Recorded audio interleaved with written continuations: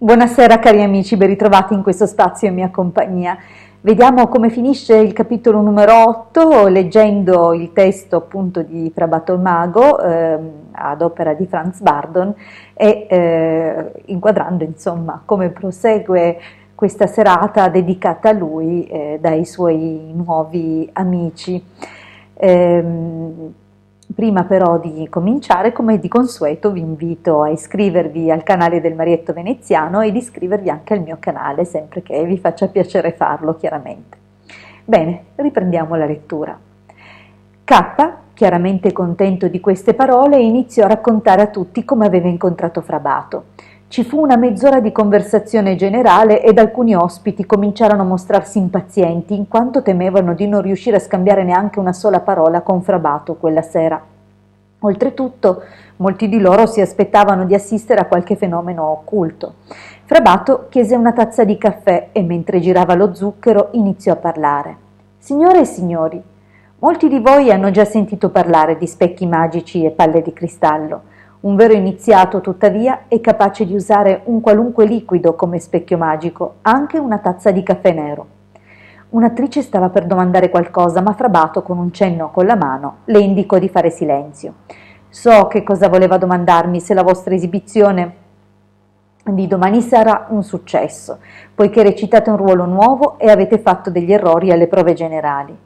Egli guardò nella sua tazza di caffè concentrandosi intensamente, come se vedesse gli eventi direttamente lì dentro, sebbene in effetti la superficie nera gli permetteva semplicemente di vedere nel futuro con i suoi occhi spirituali. Può stare tranquilla, continuò. Sarà un grande successo e lei sarà molto applaudita. L'attrice era piacevolmente sorpresa e sapendo che Fra Bato era capace di leggere i suoi pensieri più reconditi, si sentì incapace di dire alcunché. In ogni caso era molto contenta di quello che aveva sentito. Nessuno mi dica una parola, continuò Fra Bato. Io dirò ad ognuno ciò che più gli preme. Quindi si rivolse ad un uomo d'affari con tono serio. Il suo futuro sembra tetro, poiché il contratto che ha firmato 2 giorni fa la porterà presto alla bancarotta. Il gentiluomo in questione aveva in effetti concluso un accordo ed era ora profondamente scioccato nel sentire una tale profezia. Sfortunatamente quello che Fra Bato aveva dichiarato si sarebbe avverato presto. Allo stesso modo Fra Bato rivelò il futuro prossimo a tutti gli invitati. Quando tutti ebbero avuto soddisfazione, una giovane donna stava per fargli un'altra domanda, ma Fra Bato portò l'indice destro sulle labbra per indicare di non parlare. Immediatamente tutti fecero silenzio, guardando Fra Bato con curiosità. Il mago stava fissando un angolo della stanza come se vi percepisse qualcosa di straordinario. Per qualche momento il suo viso prese un'espressione assente, poi inspirò profondamente e voltandosi verso K disse: «Mio caro amico, non è stato molto corretto da parte sua lasciare sua sorella più giovane sola nella sua stanza al piano di sopra. Le era stato detto della mia venuta oggi ed anche lei sperava moltissimo di parlarmi.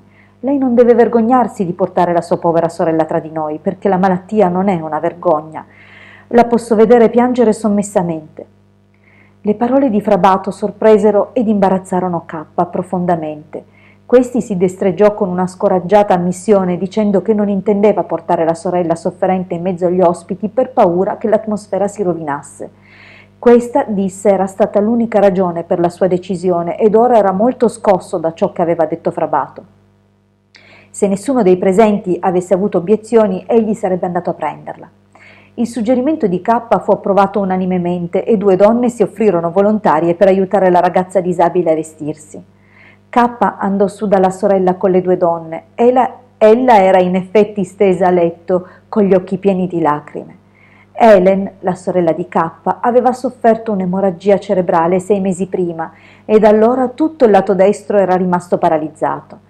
I migliori dottori avevano cercato di curarla, ma non c'era nessuna speranza di guarigione. Aveva solo 33 anni.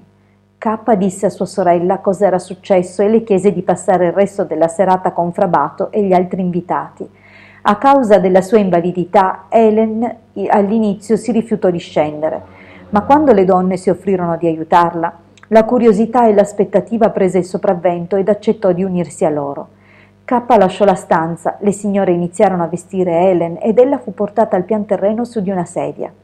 Tutti i presenti la salutarono cordialmente ed ella si sentì raggiante quando le fu dato il posto d'onore vicino a Frabato. Per tenere alto il morale, Frabato raccontò di alcuni eventi interessanti che aveva vissuto durante i suoi numerosi viaggi. Gli invitati ascoltavano attentamente, ma in segreto speravano di assistere ad ulteriori prove delle abilità di Frabato e di conseguenza erano pieni di attese. Frabato lo sapeva bene, riusciva a vedere tutti i loro pensieri con i suoi occhi spirituali. Senza lasciar trasparire nulla all'esterno, era occupato ad esplorare il destino di Helen. Nella sua mente Frabato chiese alla divina provvidenza il permesso di curare la donna e, come se provenisse dal profondo, ricevé una risposta dall'inesorabile abisso: «Puoi aiutarla, curala».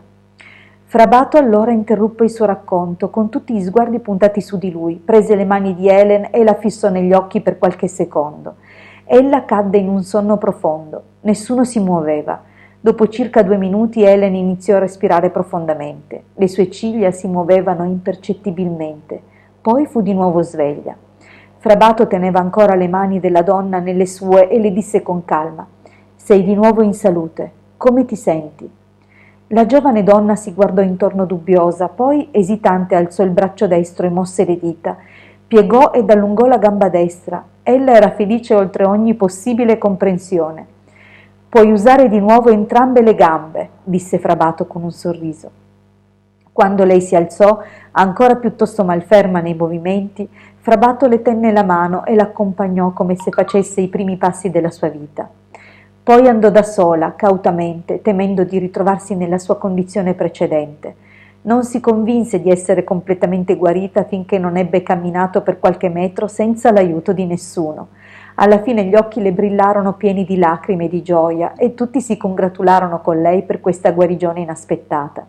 Mentre gli ospiti condividevano la felicità di Helen, Frabato si diresse tranquillamente al bar. In questo modo avrebbe evitato ogni edulazione. Essere fatto santo era l'ultima cosa che voleva. Molti degli invitati erano semplicemente intimoriti dalla guarigione, mentre altri avevano la pelle d'oca a stare in presenza di qualcuno che aveva un reale potere su salute e malattia degli esseri umani. Più tardi Helen raggiunse Frabato al bar e, stringendogli la mano, disse: «Sono molto, molto felice, mi hai ridato la vita e non so davvero come ringraziarti». Con un leggero inchino Frabato le prese la mano e replicò: «È stato un piacere per me, ma io sono stato solo lo strumento. I tuoi ringraziamenti devono essere solo per la divina provvidenza che ha reso la guarigione possibile». Sollevata dal deprimente fardello della malattia, Helen si mescolò nuovamente agli invitati. L'allegria della serata aveva raggiunto il suo picco e si erano formati numerosi piccoli gruppi che discutevano entusiasticamente sugli eventi della festa. Era passata la mezzanotte quando gli invitati finalmente andarono via dando la buonanotte al loro ospite. Quando l'ultimo partecipante ebbe lasciato la casa, erano rimasti solo K, sua sorella Helen e Frabato. K invitò Frabato a restare con loro per la notte, un invito che accettò con gratitudine perché si sentiva molto stanco. Dopo soli pochi minuti anche i tre si separarono per la notte e Frabato si ritirò nella stanza degli ospiti. Non abbiamo concluso l'8° capitolo perché prosegue ancora, ma direi che per questa sera è sufficiente così. Io vi ringrazio di avermi ascoltato e ci ritroviamo a questo solito appuntamento domani sera, sempre alla stessa ora su questo canale. Grazie a tutti e buona serata, a presto.